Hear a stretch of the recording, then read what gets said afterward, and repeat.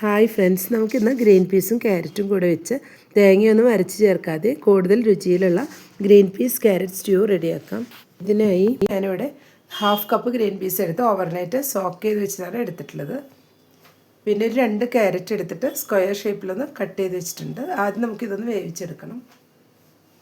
കുക്കറിലോട്ട് ആദ്യം green peas ഇട്ട് കൊടുക്കാം. ക്യാരറ്റും കൂടെ ചേർത്ത് കൊടുക്കാം. അല്പം വേപ്പില കൂടെ ചേർത്ത് കൊടുക്കുന്നുണ്ട്. 4 പച്ചമുളക് കട്ട് ചെയ്ത് വെച്ചതും കൂടെ ചേർത്ത് കൊടുക്കാം. ഇതിലൊട്ടും തന്നെ മുളക് പൊടി ചേർത്ത് കൊടുക്കുന്നില്ല, പച്ചമുളകും പെപ്പറുമാണ് ചേർത്ത് കൊടുക്കുന്നത്. മുളകെല്ലാം എരിവിനനുസരിച്ച് വേണമെങ്കിൽ നമുക്ക് കുറച്ച് കൂട്ടിയെടുക്കാം. ഇതിലേക്ക് ആവശ്യത്തിനുള്ള ഉപ്പ് ചേർത്ത് കൊടുക്കുന്നുണ്ട്. 1/4 ടീസ്പൂൺ മഞ്ഞൾപ്പൊടി ചേർത്ത് കൊടുക്കാം.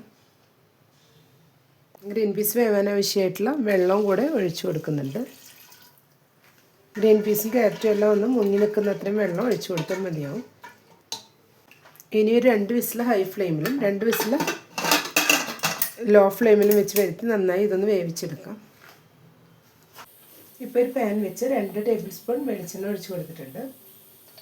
ഇതിലോട്ട് 2 ടീസ്പൂൺ കടുക് ഇട്ട് കൊടുക്കാം.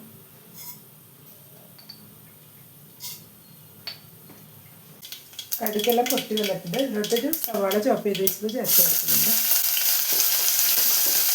4 വെളുത്തുള്ളി ചതച്ച് വെച്ചതും ചെറിയ പീസ് ഇഞ്ചി ചതച്ച് വെച്ചതും കൂടെ ചേർത്ത് കൊടുക്കാം.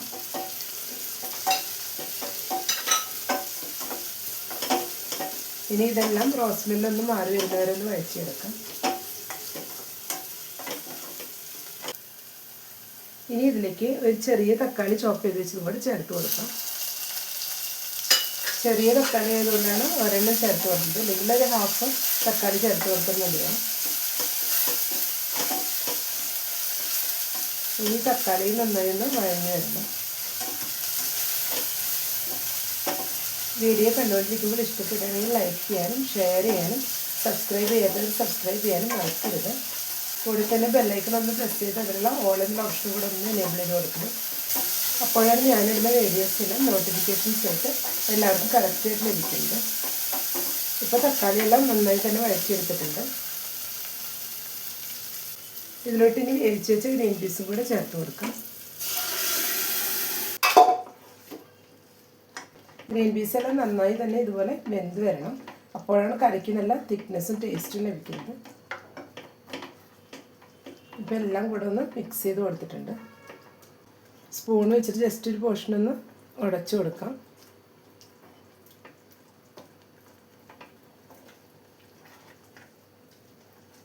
ഇതിലോട്ട് ഇനി 1 കപ്പ് പശുവിൻ പാലും കൂടെ ഒഴിച്ചു കൊടുക്കുന്നുണ്ട്. എല്ലാം കൂടെ ഒന്ന് മിക്സ് ചെയ്ത് കൊടുക്കാം. ഈ സമയം 1/2 ടീസ്പൂൺ പെപ്പർ പൗഡറും കൂടെ ചേർത്ത് കൊടുക്കാം. 1/2 ടീസ്പൂൺ ഗരം മസാല പൗഡറും കൂടെ ചേർത്ത് കൊടുക്കുന്നുണ്ട്. ഉപ്പ് നോക്കിയിട്ട് വേണമെങ്കിൽ ഈ സമയം നമുക്ക് കുറച്ചും കൂടെ ചേർത്ത് കൊടുക്കാം. ഇപ്പോൾ എല്ലാം കൂടെ ഒന്ന് മിക്സ് ചെയ്ത് കൊടുത്തിട്ടുണ്ട്. ഇതിലോട്ട് 1 ടീസ്പൂൺ കോൺഫ്ലവർ കുറച്ച് വെള്ളം ചേർത്തൊന്ന് മിക്സ് ചെയ്തതും കൂടെ ചേർത്ത് കൊടുക്കാം. ഇതുപോലെ ഒന്ന് ചേർത്ത് കൊടുക്കുമ്പോൾ കറിക്ക് നമുക്ക് നന്നായി തിക്നെസ് ലഭിക്കും. ഇനി ഇതെല്ലാം കൂടെ ഒന്ന് തിളച്ച് സെറ്റായി വരുന്നവരെ വെയിറ്റ് ചെയ്യാം. ഇപ്പോൾ എല്ലാം കൂടെ ഒന്ന് നന്നായി തിളച്ച് വന്നിട്ടുണ്ട്. ഈ സമയം ഇതിലോട്ട് അല്പം വേപ്പില ചേർത്ത് കൊടുക്കാം.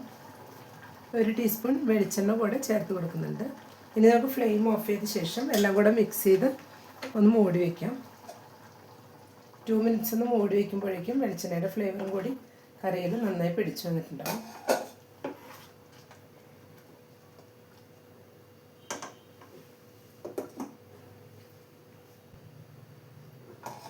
ഇപ്പോൾ ഗ്രീൻ പീസ് ക്യാരറ്റ് സ്റ്റ്യൂ ഇവിടെ റെഡിയായി വന്നിട്ടുണ്ട്. നല്ല തിക്ക് ഗ്രേവിയോട് കൂടിയിട്ടാണ് വന്നിട്ടുള്ളത്. അപ്പോൾ എല്ലാവരും ഒരു തവണയെങ്കിലും ഈ രീതിയിലൊന്ന് ട്രൈ ചെയ്ത് നോക്കുക. ഇഷ്ടപ്പെട്ടെങ്കിൽ ലൈക്ക് ചെയ്യാനും സപ്പോർട്ട് ചെയ്യാനും ഫീഡ്ബാക്സിനായി അറിയിക്കാനും മറക്കരുത്. Thank you.